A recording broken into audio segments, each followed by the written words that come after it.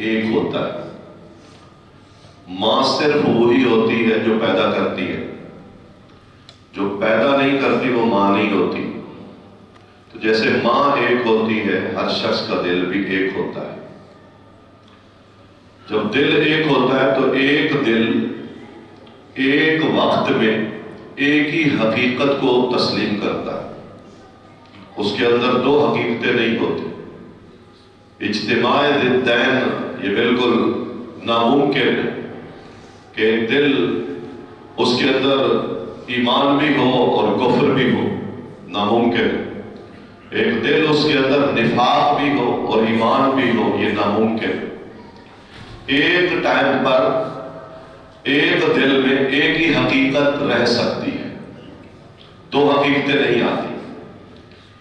اس لیے یہ دل مستقر ایمان ہے، ایمان دل میں ٹھہرتا ہے۔ جیسے جیسے ایمان کے تقاضوں کے خلاف انسان اپنا کردار، اپنا عمل پیدا کرنا شروع کر دیتا ہے تو ایمان اتنا کمزور ہوتا چلا جاتا ہے۔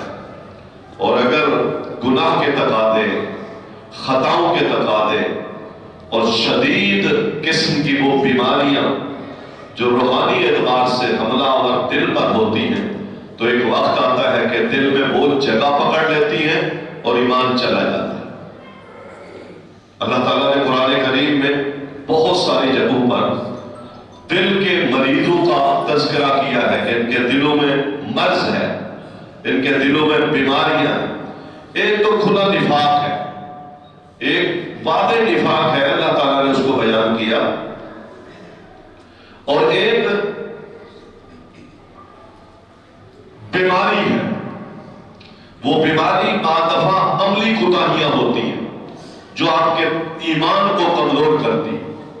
ہماری بہت بڑی ذمہ داری ہے جہاں اس بات پر کہ ہم اپنے اس وجود کو، اپنے اس جسم کو، اپنی اس طبیعت کو بیماریوں سے پاک رکھیں، اور اس کا اللہ تعالیٰ نے بھی لحاظ رکھا ہے۔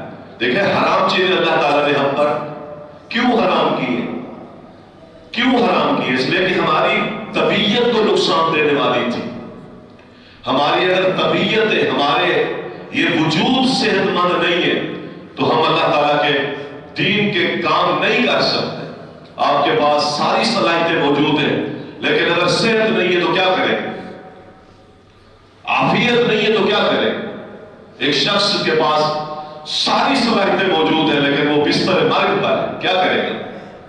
لہذا بدنی تندرستی بہت ضروری ہے، اور اس کے لیے محترم بھائیوں جو چیزیں ہم نے ایجاد کی ہیں، ہو سکتا ہے انسانی اطباء کے نقطہ نظر سے وہ بھی صحت کی ضامن ہوں، لیکن جو چیزیں اللہ تعالیٰ نے ہمارے لیے حلال کی ہیں، ہم ان حلال چیزوں کا استعمال کریں۔ اب طبیعت، وجود، یہ صحت برقرار رہے۔ جو چیزیں اللہ نے حرام کی ہیں ان چیزوں کو رہنے دیں، وہ حکماً حرام ہو، وہ اپنی ذات کے اعتبار سے حرام ہو۔ بات چیز حکماً حرام ہوتی ہے، اس کی مثال ریشم ہے، اس کا حکم حرام ہے کہ بندہ پہنے، لیکن اپنے وجود کے اعتبار سے حلال ہے۔ وہ حکماً حرام ہو تب بھی ہم اسے استعمال نہ کریں، اور وہ عیناً حرام ہو، اس کی ذات حرام ہو، جیسے سور ہے، بذات خود بھی حرام ہے، حکم بھی حرام والا ہے، کتا حرام ہے، یہ چیزیں بھی ہم استعمال کریں۔ اور بعض چیزیں ایسے ذرائع سے لے جو ذریعہ حرام ہو، چیز حلال ہو۔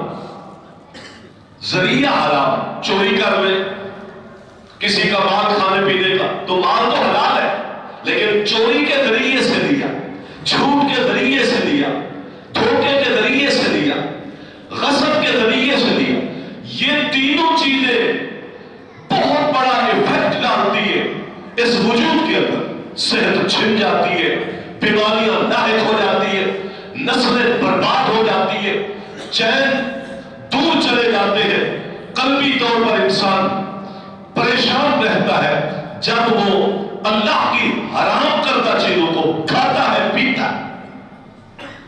ذرائع بھی وہ استعمال کریں. یہ بدن اپنی بنیاد پر ٹھیک کام کرے. کسی اور کا دھن اگر اس بدن میں جائے گا تو وہ اندر کھلبلی مچائے گا. اس لیے اللہ تعالیٰ نے عبادت سے پہلے رزق حلال کھانے کو ترجیح دے کر کہا پہلے رزق حلال ہو پھر معبود اللہ، پھر اللہ کی عبادت ہو. تو اس سے پتہ چلتا ہے رزق حرام عبادت پر ایفیکٹ ڈالتا ہے تو وجود پر کیوں نہیں ڈالتا؟ تو وہ وجود جس سے عبادت پھوٹتی ہے، اگر وہ وجود نشو نما پاتا ہے رزق حرام کے ساتھ تو کبھی بھی یہ عبادت اللہ کے ہم کارگر نہیں. اس لیے ہم اپنے اس وجود کو تندرست رکھنے کے لیے کیا کریں کہ ہم وہ ذرائع اختیار کریں رزق کے، کھانے پینے کے، روزی کے، کاروبار کے، لین دین کے معاملات میں کہ جو ذرائع حلال ہے اس میں معاشرے میں، اس میں ریاست میں، اس کی وجہ سے ماحول میں، خاندان میں، فیملی میں اللہ کی قسم خوشحالیاں آتی. اور جب یہ نہیں رہیں گے خوشحالیاں نہیں رہیں گی. آنکھیں بند کر کے آج ہم اپنے ماحول کو دیکھیں، ہم کسی سے کوئی لین دین معاملات نہیں کر سکتے. کوئی کہاں کاٹ رہا ہے، کوئی کہاں کاٹ رہا ہے، اور ہم تمنا لیے پھر رہے ہیں یہ معاشرہ خوشحال ہو جائے، یہ معاشرہ ترقی کر جائے.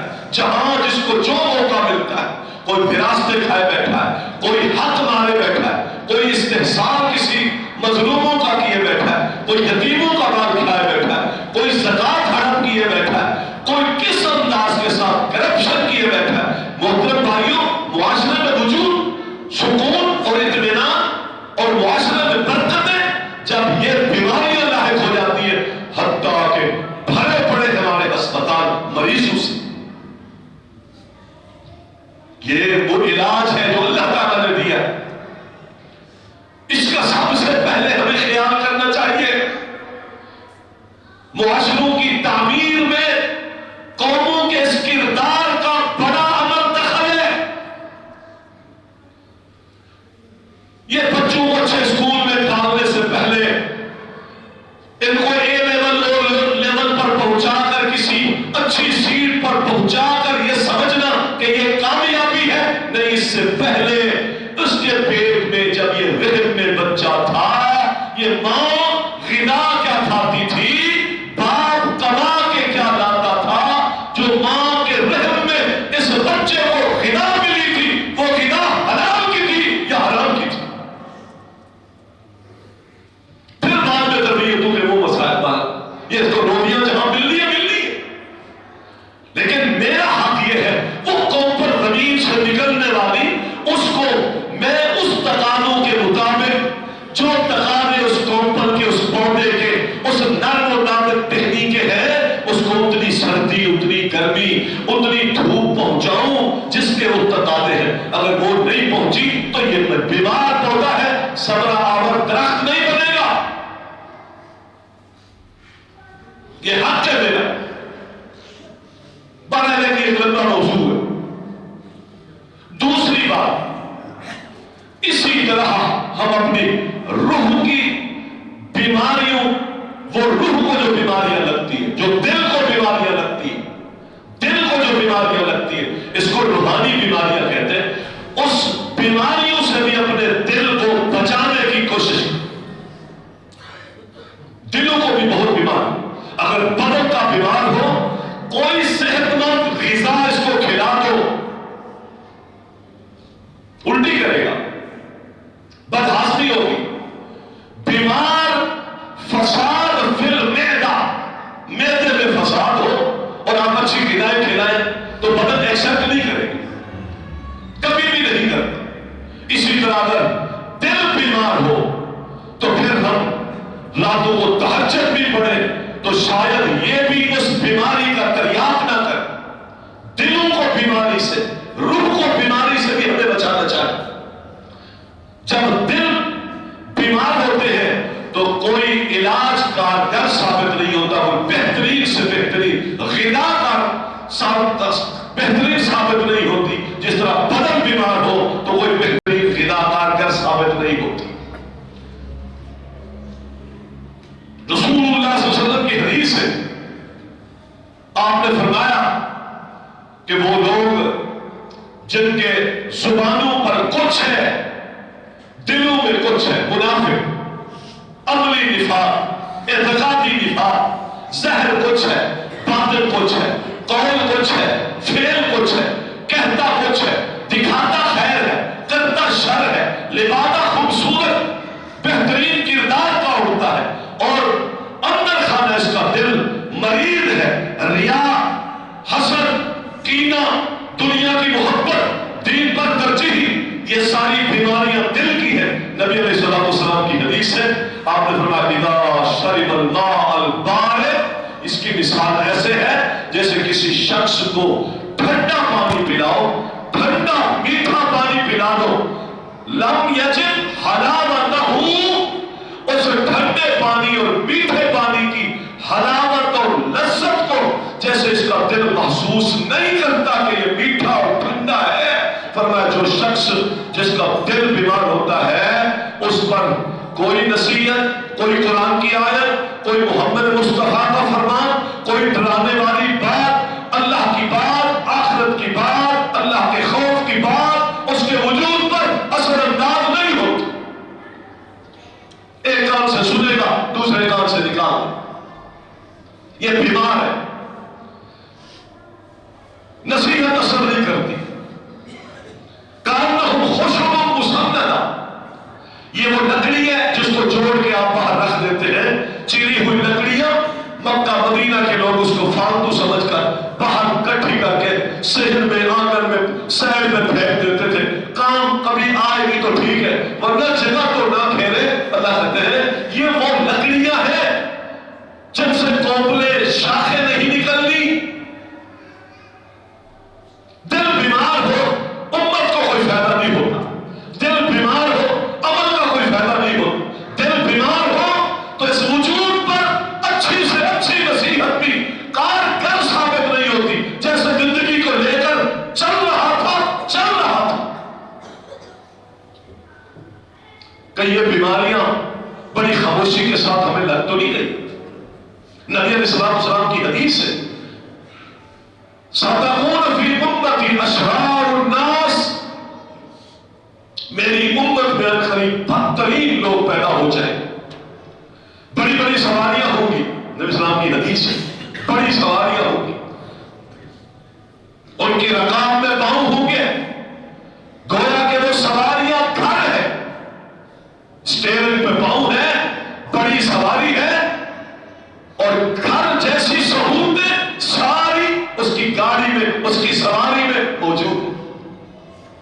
ہم اپنی آنکھوں سے دیکھیں. وَيَخْلُقُ مَا لَا تَعْلَمُونَ، اللہ تعالیٰ نے خچر پیدا کیے، اللہ تعالیٰ نے گھوڑے پیدا کیے، اللہ تعالیٰ نے گدھے پیدا کیے، لِتَرْكَبُوهُ، تاکہ تم ان پر سواریاں کرو. وَيَخْلُقُ مَا لَا تَعْلَمُونَ، اور ابھی اللہ اور بھی سواریاں پیدا کرے گا جن کو تم جانتے نہیں. اب کتنی سواریاں اللہ نے اس زمانے کے اعتبار سے پیدا کر دی. اب ہمارے زمانے میں یہ ہے اور کچھ اور زمانے میں پھر کچھ اور آ جائے. یہ کرتا رہے گا اللہ تعالیٰ. یہ آیت قیامت تک چلتی رہے گی. اللہ اکبر. بڑی سواریوں میں راحت، گھر جیسی ساری عیش و عشرت، سہولتیں یہ ساری موجود ہوں گی. نبی صلی اللہ علیہ وسلم فرماتے ہیں یاتون علی ابواب المساجد، یہ لوگ مسجد کے دروازوں پر اترے. ینزلون علی ابواب المساجد، مسجد کے دروازوں پہ آئیں گے اور ان کے گھروں میں ان کی عورتیں برہنہ ہوں گی. یہ حدیث ہے. عورتیں گھروں میں برہنہ، یہ مسجدوں میں آئیں گے. اور فرمایا اگر اس امت کے بعد ایک اور امت ہوتی، یہ بھی مسئلہ نبی علیہ السلام کی ختم نبوت کی دلیل ہے یہ حدیث. اس امت کے بعد اگر کوئی اور امت ہوتی، کوئی اور نبی آتا، اس کی امت ہوتی، تو اللہ تعالیٰ اس امت کو ان پر مسلط کرتا، ان کی گردنیں مارتے اور ان کی عورتیں لونڈیاں بنتی اس امت کی. یہ کردار ہو لڑائیاں جنگ میں نہیں آتی، جب کوئی کسی پر غالب آ جائے. یہاں بتانا یہ چاہتے ہیں یہ امت ایسے حالات میں کیا ہو جاتی؟ مغلوب ہو جاتی، ذلت دیکھتی، پستیاں دیکھتی. اور ذلت بھی کس اعتبار سے کہ ان کی عورتیں وہ نوکرانیاں ہوتی، وہ گھروں میں ناسیاں ہوتی، وہ لونڈیاں ہوتی اس امت کی جس کو بعد میں اللہ نے پیدا کر کے ان پر مسلط کرنا ہے. لیکن چونکہ اس کے بعد امت نہیں ہے تو اللہ تعالیٰ اس ذلت سے ان کو بچا لے گا. بشارات کیا بیان کی؟ 3 باتیں. بڑی سواریاں ہم دیکھ رہے ہیں، بڑی سواریاں، بڑی تلوگاؤں، بڑی محنتیں، زبان سے نکلنے والے الفاظ، اس وفادی میں حکمت بھری باتیں، دانائی بھری باتیں، کردار عمل سے خالی. یہ مطلب سیدنا علی رضی اللہ تعالیٰ عنہ فرماتے مجھے اس امت میں انی اخاف فی هذه الامہ المنافق العلیم المنافق الحکیم. مجھے اس امت میں ایسے منافقین کا خطرہ ہے جو بڑے دانا ہوں گے. فرما ہے منافق اور دانا؟ فرما ہاں، لوگ بڑے دانا پیدا ہوں گے، دانائی کی باتیں کریں گے، گفتگو بڑی خوبصورت ہوگی اور ان کے لیکچر، ان کی باتیں، لیکن یتکلم بالحکمہ، دانائی کی باتیں ہوں گی، ویعمل بالجور، اور کردار میں گناہ کے علاوہ کچھ نہیں. یہ روحانی بیماری ہے جو آج ہمیں لگ چکی ہے. ہم اپنے چہرے پہ میں دکھتا کیا ہوں، میں تنہائی میں کیا ہوں، میں بولتا کیا ہوں، دل میں میرے منصوبے کیا ہیں، میں کیا ہوں. تنہائی میں، اپنی تنہائی میں اتر کے میں دیکھوں میں کیا ہوں.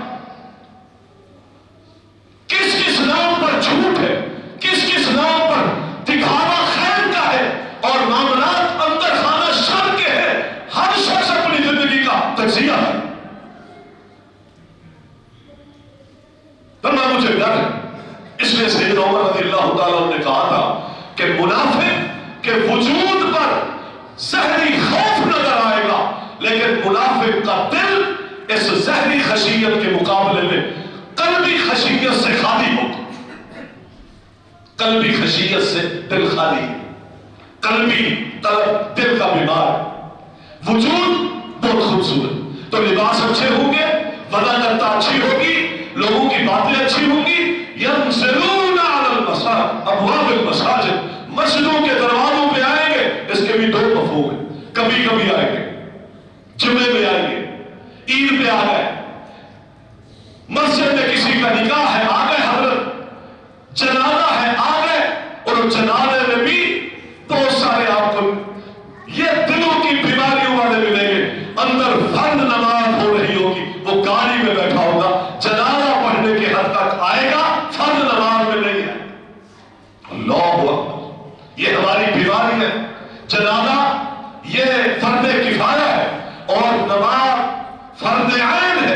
جنازہ چھوڑنے سے نہ آپ گناہگار ہوتے ہیں، نہ آپ کافر ہوتے ہیں، نہ آپ شرک مشرک کہتے ہیں، لیکن فرض نماز چھوڑنے سے بہت بڑا گناہ بھی ہے، شرک کے مترادف بھی ہے، کفر سے تشبیہ بھی ہے. فرض نماز نہیں پڑھتا، جنازے پہ جاتا ہے. اس کا معنی یہ ہے کہ باطن میں یہ اللہ کا دشمن ہے اور ذہن میں یہ ریاکار ہے، لوگوں کو دکھانے آیا ہے کہ میں جنازے پہ آیا ہوں. اور جنازے سے بڑا اجر کس میں ہے؟ نماز پہ. نماز پہ نہیں، ریاکار ہے. یہ بہت بڑا ریاکار ہے. اس سے پوچھو کیوں آئے ہو، کیوں آئے ہو؟ کہتا ہے تعزیت کے لیے، کیونکہ یہ ثواب کا کام ہے. تو ثواب نماز میں نہیں ہے. اس کو چھوڑیں گے تو کفر لازم نہیں آتا، گناہ لازم نہیں آتا. یہ جنازہ ہے، 4 لوگ محلے کے چلے گئے، آپ کا بھی فرض ادا ہو گیا. لیکن فرض نماز آپ نے فرمایا میرا دل کرتا ہے میں گا کر کے گھروں کو آگ لگا دوں. جو نمازوں کے لیے مسجد میں نہیں آتے آگ لگا دوں. بچوں کی وجہ سے، عورتیں جنہوں نے نماز نہیں پڑھنی ہوتی ان کی وجہ سے چھوڑ رہا ہوں. ورنہ میرا دل کرتا ہے مصلے پہ کھڑا کروں کسی اور کو، اپنی نماز مؤخر کروں، چھوڑ دوں اور جا کر کے ان کے گھروں کو لگا دوں. پیغمبر نے آگ لگانے کی تمنا کی ہے، لگائی نہیں. آج نمازیں چھوڑنے کی وجہ سے ہمارے گھروں میں آگیں لگی ہے کہ نہیں لگی؟ بے نمازی گھروں میں آگیں لگی. اولاد بے رہنمی کا شکار، چٹیاں بھر رہا، کما کے لاتا ہے، بنوں میں دیتا ہے. ذلت پستیاں الگ ہیں، بے برکتیاں الگ ہیں، بیماریاں الگ ہیں. اور بھائیوں یہ آگے لگی ہے. مسجد کے دروازوں پہ اتریں گے کبھی کبھار، اور بعض لوگوں نے کہا نہیں، اس کا مطلب یہ ہے نمازیں پڑھنے آئیں گے، نمازیں پڑھنے آئیں گے، لیکن یہ نمازیں ان کی رسمی ہوں گی. اسلام سے تعلق آخری زمانے میں مسلمانوں کا رسمی رہ جائے گا. نماز بھی ہوگی، گناہ بھی ہوگی. ان کی نمازوں میں یہ قوت نہیں کہ اس کے کردار کو اجلا کر سکے. اس کے گناہوں اور اس کردار کو جو منفی پہلو ہے، یہ نماز اتنی پاور میں ہو کہ منفی پہلو اس بدن سے کٹ جائے. یہ کھیت جس میں سپرے تو کرتا ہے، کھاد تو لگاتا ہے، لیکن جڑی بوٹیوں کو یہ کھاد اور یہ سپرے اس میدان سے، اس کھیت سے ختم نہیں کرتی. تو یہ کس کام کی ہے؟ یہ کھاد، یہ سپرے. یہ محترم بھائیوں، وجود کو دکھانے والا عمل تھا نماز، مسجد میں آنا.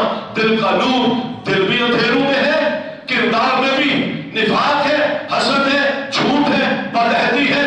ہاں، اللہ تعالیٰ کی بغاوت ہے، دنیا کی محبت غالب ہے، حسد ہے، استحسان ہے، اور اتنی لذت مال و گھر کی بیٹھ گئی ہے کہ وہ لذت ہمیں مسجد میں نماز میں محسوس نہیں ہوتی. تو سمجھ لے یہ نماز ایک ایسا سپرے ہے جو میرے اس 6 فٹ کے وجود سے اس گندی جڑی بوٹیوں کو ختم نہیں کر رہا. پر آخری زمانے میں لوگوں کا تعلق دین سے، نماز سے، مسجد سے کون سا ہوگا؟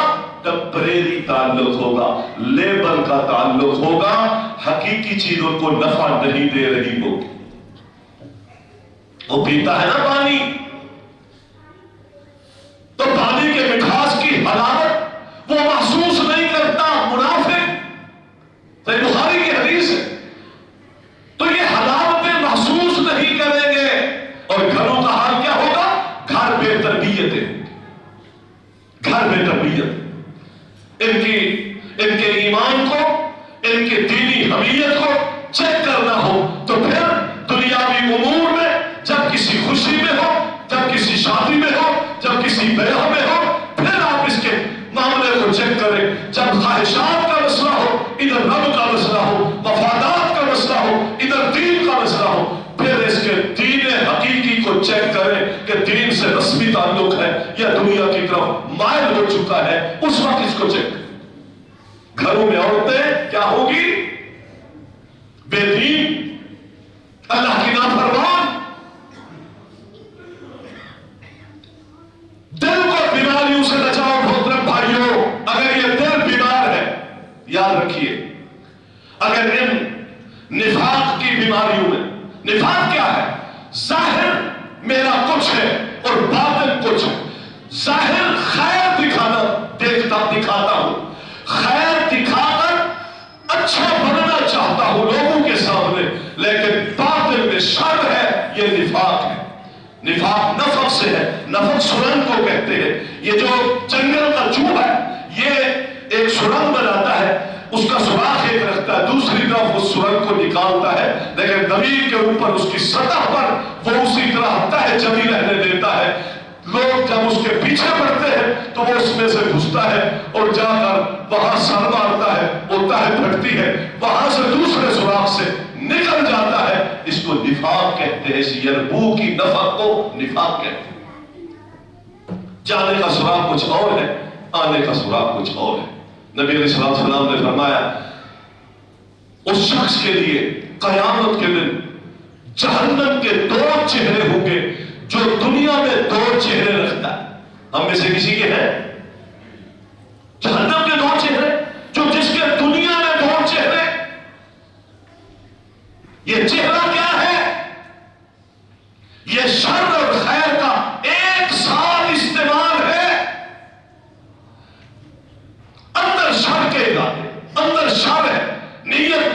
ہے، سوچ منفی ہے، مفادات کچھ اور ہے اور ذہن کچھ لبادہ اوڑا ہوا ہے. یاد رکھیں یہ ایک ایسی بیماری ہے، ایسی بیماری کہ اگر اس بیماری میں کوئی شخص مر جاتا ہے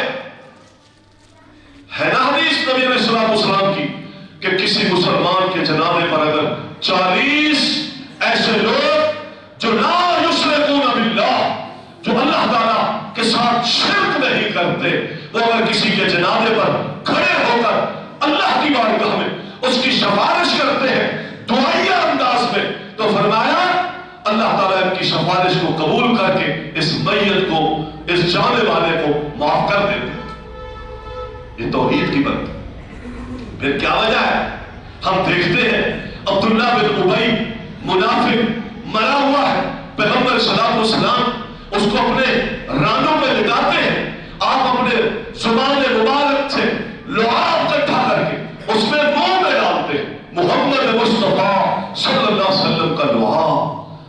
وہ لعاب جو منہ سے نکلا ہے، کبھی چادر کی ہڈیاں لے لیا ہے تو 3000 مجاہدین نے کھانا کھایا ہے، ابھی کھانا بچا ہوا ہے. وہ لعاب علی کی آنکھوں میں لگتا ہے تو وہ درد ختم ہو جاتا ہے. وہ لعاب جو پیغمبر صلی اللہ علیہ وسلم ابو بکر کی ایڑی میں لگاتے ہیں تو سانپ کا زہر ختم ہو جاتا ہے. وہی لعاب محمد مصطفیٰ صلی اللہ علیہ وسلم عبداللہ بن ابی منافق کے منہ میں ڈالتے ہیں، پھر اپنا کرتا پیغمبر صلی اللہ علیہ وسلم اس کو دیتے ہیں، اس لیے کہ اور بدر کے اندر آپ کے چچا عباس کو یہی اس نے کرتا دیا تھا. جب ان کو پکڑا دیا تھا قیدی بنا کے تو اس ابی نے اپنا کرتا اس کو دیا تھا پہنانے کے لیے. پیغمبر صلی اللہ علیہ وسلم نے اس کے بیٹے کے مانگنے پر وہ کرتا دے کر بدلہ بھی، احسان کا بدلہ بھی دے دیا. ایک قسم کی سفارش بھی ہے. یہ کرتا اس کو پہنایا جاتا ہے. مرا ہوا مردہ عبداللہ بن ابی اس کو کرتا رسول پہنا دیا جاتا ہے. جانتے ہیں یہ کون سا کرتا ہے؟ سیدنا اسماء رضی اللہ تعالیٰ کہتی ہے پیغمبر کے جانے کے بعد ہم یہ کرتا بعض دفعہ پیغمبر کے بدن کا لگا ہوا میرے پاس تھا، میں اس کو دھوتی تھی، میں اس کا نچوڑ نکالتی تھی، بچا ہوا وہ نچڑا ہوا پانی مدینہ کے کسی مریض کو پلاتے تھے تو مریض ٹھیک ہو جاتا تھا، اللہ اس کی بیماریاں ختم کر دیتا تھا. یہ برکتیں تھیں. پیغمبر صلی اللہ علیہ وسلم کو ایک چادر ایک بڑھیا نے لا کے دی، پیغمبر نے اس کو پہنا، اندر گئے پہن کے آئے، ایک صحابی دیکھ رہے تھے، فرمایا اللہ کے رسول یہ چادر تو بہت اچھی ہے، مجھے دے دے. پیغمبر صلی اللہ علیہ وسلم کی عادت تھی کبھی کسی سوالی کو آپ نے خالی نہیں پھیرا تھا. آپ اندر گئے، وہ چادر اتاری، دوسرا لباس پہنا، وہ چادر لا کے دے دی اس صحابی کو. صحابہ نے کہا کیوں مانگی اس سے چادر؟ آپ کو پتا نہیں ہے پیغمبر صلی اللہ علیہ وسلم کو خود ضرورت تھی، آپ اس چادر کے محتاج تھے، آپ نے مانگ لی جبکہ آپ کو پتا ہے پیغمبر کسی سوالی کو رد بھی نہیں کرتے. کیا پیغمبر صلی اللہ علیہ وسلم کی سخاوت ہے. اللہ کی قسم وہ چادر اس کے ہاتھ میں دی. صحابہ ملامت کرنے لگے. نبی علیہ السلام کہ اسی محفل میں اس شخص نے کیا کہا؟ فرمایا ساتھیو یہ دنیاوی ضرورتوں کے لیے تھوڑی مانگی ہے، میرے ذہن میں تو کچھ اور ارادے ہیں، کچھ اور سوچے ہیں. دنیا کے لیے ہم دنیا کے لیے نہیں جیتے، نہ اس کی سلطانیت کے لیے جیتے ہیں، نہ اس لباس کے لیے جیتے ہیں، نہ اس پیٹ کے لیے جیتے ہیں، نہ دنیا کے عیش و عشرت کے لیے جیتے ہیں. ہم جیتے ہیں تو رب کے لیے جیتے ہیں اور مرتے ہیں تو رب کے لیے مرتے ہیں. یہ ایمان. تو پھر مانگی کیوں؟ پر میں اس لیے مانگی ہے میں اس چادر کو رکھ چھوڑوں گا. دیکھا یہ چادر محمد صلی اللہ علیہ وسلم کے بدن کو لگ گئی ہے. اب اس بدن کو جس بدن کے قسم رب العالمین آسمان پہ کھاتا ہے، جو شافی ہے محشر ہے، اس کے بدن کو یہ چادر لگی ہے. رکھ چھوڑوں گا گھر میں، گھر والوں کو وصیت کروں گا جب میں مر جاؤں اسی کفن میں چادر کفنا دینا اسی چادر میں، تاکہ اس چادر کے تبرک کی وجہ سے قیامت کے دن اللہ تعالیٰ میری بخشش فرما دے. میں نے تو آخرت کی بخشش کے لیے اس تبرک کے لیے چادر مانگی تھی، سوال کیا تھا. اور پھر حدیث میں آتا ہے وہی چادر اس کا کفن بنی، وہ چادر وہ کرتے پہنائے اس کو. مسئلہ جو بیان کر رہا ہوں بہت حساس بات ہے. اس روح کو پاک رکھے، ہر طرح کی روحانی بیماری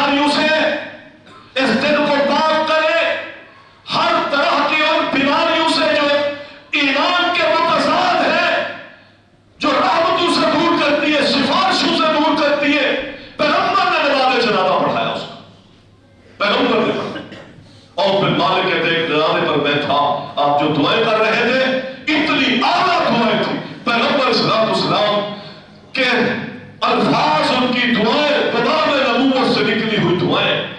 सहाबियों बिन मालिक कहते, मैंने कहा काश ये मैयत जिस पर पैगंबर दुआएं कर रहे हैं, ये मैयत मेरी होती और ये दुआएं मेरे लिए हो रही हो। उस पैगंबर ने जनाजा पढ़ाया और नबी अलैहिस्सलाम ने जनाजा पढ़ाकर कब्र में भी आ पाए। आसमान से अल्लाह ताला ने कुरान नाज़िल फरमाया। फरमाया नबी, अगर आप इसके लिए 70 बार से भी ज्यादा बख्शिश की दुआ करते तो मैं अल्लाह फिर भी इसको माफ नहीं करता। क्या बताना इसमें, क्या बताया है? और ये सारे तबर्रुकात अपनी जगह मुसल्लम है, लेकिन अगर मेरे जिस्म, मेरे किरदार का पहलू सही ना हुआ तो ये सारे असबाब करने के बाद जमा भी हो जाए तो बख्शिश ना मुमकिन। पहले अच्छे खुद बनो, फिर दुआएं असर करती है। पहले इन बीमारियों से दूर रहे, फिर जाकर ये सिफारिशें काम आती है। लोग कहते हैं हाँ मेरी फला से निस्बत है, मैं फला खानदान से हूं, मैं फला बिरादरी से हूं, मैं कुरैशी हूं, मैं अब्बासी हूं। ये सारी सोचें अल्लाह ताला ने इस पर कायदा फेर दिया है। नहीं, पहले ईमान, तंदुरुस्त दिल, ईमान वाले तकाजे, उस बुनियाद पर मौत, ये बोते हमारे अब्दुर्रहमान मक्की, अल्लाह ताला उनको करवट जन्नतों में जगह अता फरमाए। अल्लाह उनकी रूह को सालिहीन बंदों के साथ शुमार फरमाए। वो शख्स जिसने अपने दिन, अपनी रातें, अपनी जवानी, अपनी सारी सलाहियतें अल्लाह के लिए खर्च कर दी है और आज वो इस दुनिया पानी से चले गए हैं। हम अल्लाह ताला से दुआ गो है, अल्लाह उन्हें अपने सालिहीन और वो शुहदा बेटे जो उनकी गुफ्तगू पर, उनकी नसीहतों पर हमेशा अल्लाह ताला के दीन पर चलते रहे। कितने बदअमल अपनी बदअमलियां छोड़कर उन्होंने अपने अल्लाह के लिए जानें पेश की है। या अल्लाह इस बुजुर्ग को भी उन सुलहा और शुहदा के साथ ठिकाने अता फरमा। वो एक रूह थी जमात की, वो एक बहुत अजीम सतून थे। याद रखें ये जिंदगी मोहतरम भाइयों किसी की भी कायम नहीं है।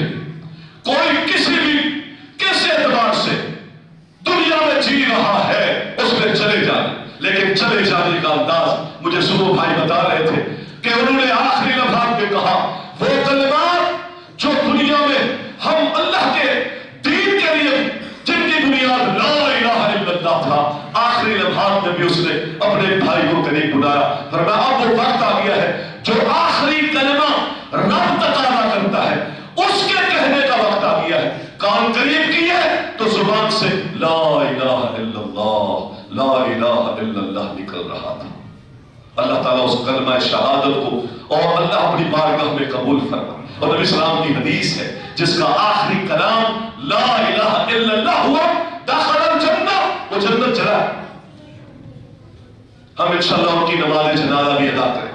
लेकिन मोहतरम भाइयों, किरदार को इस्लाम सराहता है। हम जब जहर को छूंगे, बातिल को छूंगे, जुबानों पर कुछ होगा, इरादे कुछ और होंगे, कहेंगे मुस्बत, करेंगे मनफी, तन्हाइयां कुछ होगी, खलवतें जलवतें कुछ और तकाज़ा कर रही होंगी। तो याद रखिए ये किरदार यह लेकर अगर दुनिया से गए तो फिर कभी भी ना किसी के जनाजों से फायदे होने हैं, ना किसी की कुरान खानियों से फायदे होने हैं, ना किसी कलमा वाली चादर से फायदे होने हैं, ना किसी इमाम के साथ चलने से फायदे होने हैं, ना फिर किसी जमात के साथ अटैच रहने से कोई फायदे होने हैं। फायदा क्या है कि हमारे दिल, हमारी रूह, हमारे कुलूब और अज़हान इन सारी रूहानी बीमारियों से पाक हो, हमारा अंदर भी पाक हो, हमारा ज़ाहिर भी पाक हो, हमारा बातिन भी पाक हो, हमारा किरदार भी पाक हो, हमारे अक़वाल भी पाक हो, हमारे जिंदगी का एक अमल अल्लाह ताला की रज़ा और उसकी खुशनुदी के लिए होना चाहिए। इसके लिए तवज्जो करो। ये पैगाम है इक़्तरब लिन्नास हिसाबुहुम, लोगों के हिसाब का वक्त बहुत करीब आ गया। वहुम फी गफ़लतिन मुअरिदून, अभी भी वो गफलत में पड़े हुए। अलम यअनि लिल्लज़ीना आमनू अन तख़शा क़ुलूबुहुम लिज़िक्रिल्लाह। मुसलमानों, क्या अभी भी वो वक्त नहीं आया? उम्र 60 हो गई, उम्र 55 हो गई, उम्र ढल रही है, सर में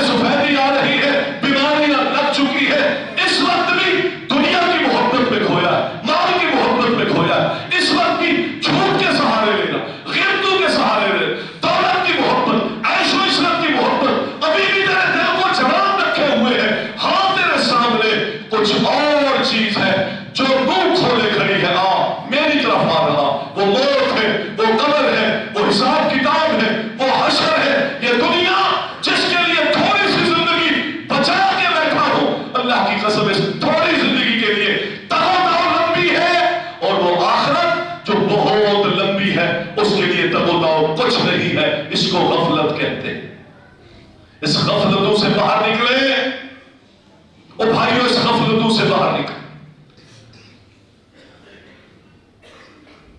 رب العالمین نے مجھے یہ حکم دیا مذبذبین بین ذلک، میں ابھی بھی مزمزم ہوں، کبھی اپنا بدن دنیا کے پلڑے میں رکھ کر دین کا نقصان کرتا ہوں، کبھی نفاق کے پلڑے میں رکھ کر دین کا نقصان کرتا ہوں، کبھی مفادات کے پلڑے میں رکھ کر اپنی آخرت کا نقصان کرتا ہوں، کبھی خواہشات کے پلڑے میں اپنا بدن رکھ کر اپنے اللہ کو ناراض کرتا ہوں، کبھی شہوات کے پلڑے میں اپنا بدن رکھ کر اپنے اللہ سے دور ہوتا ہوں۔ اللہ کا ہم خوف کریں،